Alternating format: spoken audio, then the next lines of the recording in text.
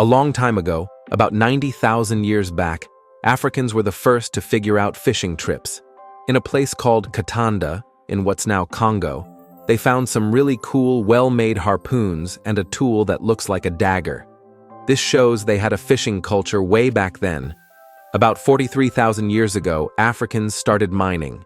In 1964, archaeologists discovered a hematite mine in Swaziland and found around 300,000 artifacts, including tons of stone mining tools. One of the archaeologists, Adrien Bozier, even dated the mine to about 43,200 years old. Africans were doing basic math 25,000 years ago. They found a tool called the Ishango bone in Congo that has notches carved into it. Initially thought to be 8,000 years old, more recent dating puts it at 25,000 years old. The notches seem to show some math concepts, like doubling and prime numbers. Around 12,000 years ago, Africans were also farming. A professor named Fred Wendorf discovered that folks in Egypt's western desert grew crops like barley, chickpeas, and lentils. They even found tools used for farming, like grindstones and cutting blades. Africans started mummifying their dead about 9,000 years ago. They found a mummified baby in Libya that was buried in a fetal position using a pretty advanced method. This technique actually predates the famous Egyptian mummies by about 1,000 years. More than 7,000 years ago, Africans carved the world's first huge sculpture, the Great Sphinx of Giza, with a human head and a lion's body, has sparked questions about how old it is. In the early 90s, a geologist named Robert Schoch suggested that it could have been sculpted between 5000 BC and 7000 BC, which he thought was a conservative estimate.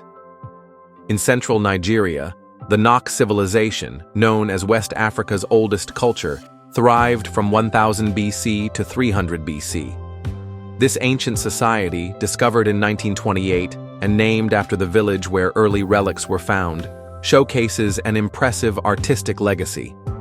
According to contemporary scholars, after calibration, the period of Nok art spans from 1000 BC until 300 BC, although the site itself may date back even earlier, to around 4580 or 4290 BC. By 1100 BC, West Africans had achieved advancements in stone construction. In the Tichit-Walata region of Mauritania, archaeologists unearthed expansive stone masonry villages from this era, characterized by circular compounds linked by distinct streets. By 250 BC, some of West Africa's earliest cities, such as Old Djenné in Mali, were beginning to take shape. Kumbi Saleh, the bustling capital of ancient Ghana, thrived from 300 to 1240 AD in what is now Mauritania. Excavations in this area revealed remarkably preserved multi-story houses, some of which were nearly ready for modern occupancy, with features like underground rooms, staircases, and connecting halls, accommodating around 30,000 residents in just one section alone. In the pre-colonial era, West Africa was home to fortified towns and cities. An English historian named Winwood Reade, who visited the region in the 1800s, noted that there were thousands of walled cities that looked similar to those in medieval Europe or ancient Greece. In 1904, Lord Lugard, an English official, estimated that 170 walled towns still existed in Kano province, northern Nigeria. Ife, a Nigerian city, was astonishingly paved in 1000 AD under the direction of a female ruler, adorned with decorations believed to have originated in ancient America. A remarkable feat that raises questions about connections long before Columbus's time.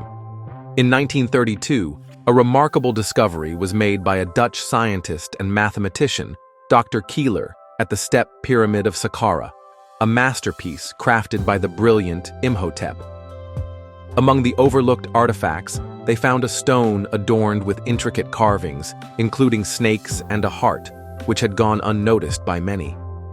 Initially deemed insignificant, this stone held a groundbreaking secret. Dr. Keeler revealed that the decimal system we use today, often mistakenly credited as Arabic or Hindu numerals imported to Europe during the Moorish era, was actually conceived by the Egyptians a staggering 2,900 years before Christ. The numbers 0 to 9 were the creation of ancient Black Egyptians, concealed from general knowledge and maintained by a secretive society. Despite the announcement of this discovery nearly 100 years ago, many remained unaware of its importance. The evidence is documented on page 311 of a book called Mathematical Recreations, asserting that this mathematical system predated Hindu contributions by over a millennium.